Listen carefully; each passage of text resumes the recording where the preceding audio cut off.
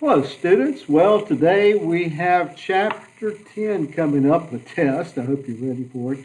And we're going to be reviewing some. So I've got right here in front of me the very test that you will have on Moodle. And so let's get at it. Um, many delegates to the Constitutional Convention believe that a Bill of Rights was not essential. We don't need no Bill of Rights, they said, because why? Why did they think that? Why did they think that a Bill of Rights was unnecessary for the Constitution? Um, Not because they didn't think it was important, but so why not add that to the Constitution? Well, they didn't, as you know, add it initially, but they had to go back. Why did they have to go back and in 1791 add a Bill of Rights to the Constitution? What was their motivation for doing so? You got to know that. Um, and so here we go. Freedom of speech, very important. First Amendment right. Um, why? Freedom of speech, why do we have freedom of speech? And can it be limited? Can I yell fire in a crowded building? Clear and present danger, you want to know about that. Um, when can courts issue rulings? You want to know about that. They can't just up and issue a ruling. There has to be something that happens before, so you need to know about that.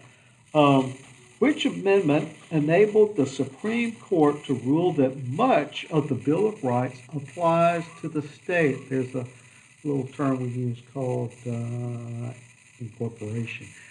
What amendment to the Constitution incorporated the Bill of Rights to the states? You need to know that. And there are five rights, freedoms that we have in the First Amendment to the Constitution. You want to know what those are, and you also want to distinguish between, say, the Free Exercise Clause and the Establishment Clause. What do they mean? How are they different? And how are they alike? And what is the Lemon test? It comes out of Lemon versus Kurtzman.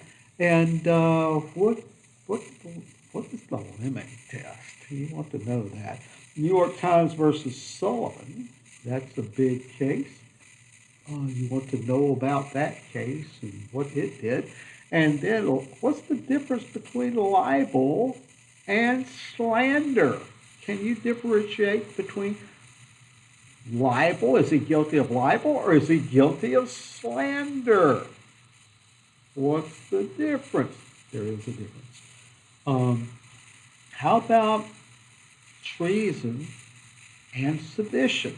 What's the difference between treason and sedition? And you definitely want to know that. The Alien Enemies Act gives the president authority to do what? Alien Enemies Act. Now, what is prior restraint? What court case was important for prior restraint? What is prior restraint? Symbolic speech. First Amendment right? What is symbolic speech? How does it differ from speech? And then there's this court case of Texas v. Johnson that involved symbolic speech. And what did that court case do? What did Johnson do that was Texas found so, in fact, it was against the law in Texas, but the Supreme Court struck down that law. What was a search warrant? What do you have to have? What do the police have to have in order to get a search warrant? And what does that search warrant give them the authority to do? Now, the U.S. Patriot Act gave officials certain powers. What did the U.S. Patriot Act give these officials power to do? That's a good question. And you need to be aware of that because you may lose some rights to privacy with this whole COVID-19 thing, coronavirus. Will you lose some freedoms? Well, you've already lost some freedoms already, so be careful. Just make sure they're not long term. What is the source of due process protection? Due process, you will recall, is in two amendments. It's in the 5th and 14th Amendment. But which one applies to the states?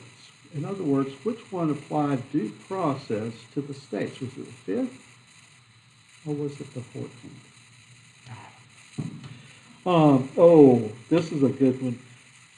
When we have civil lawsuits, even before they are civil lawsuits, you need to know the difference between, say, negotiations, mediation, arbitration, litigation. Those four terms.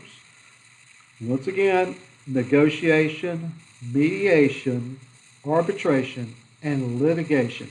You need to know what those four are and especially how the first three differ. And what are two types of crimes? Crimes. Not civil cases, but crimes. What type of crimes? What are the two types? And there are two types. You need to know those. What does the grand jury do? What does the grand jury do? Has that been incorporated to the states as well? What do they do? What's the purpose of grand jury? And bail. You know all about bail. When is it excessive? Too much. You want to make sure you understand bail. And then there is this idea, Fifth Amendment, double jeopardy. And that's a good movie involving Tommy Lee Jones, I think that's his name, and Naomi Judd. Really good. I would recommend it except for that sex scene. So that's pretty good. And then you know what to make sure you understand double jeopardy.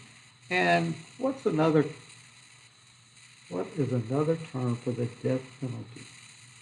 There's corporal punishment and there is death penalty. What is that term? A Latin term. So if you had Latin, you probably know it, easy peasy. And then we've got 25 questions, and then we've got 5 more questions that deal with the key terms. That's right. I don't have the key terms now.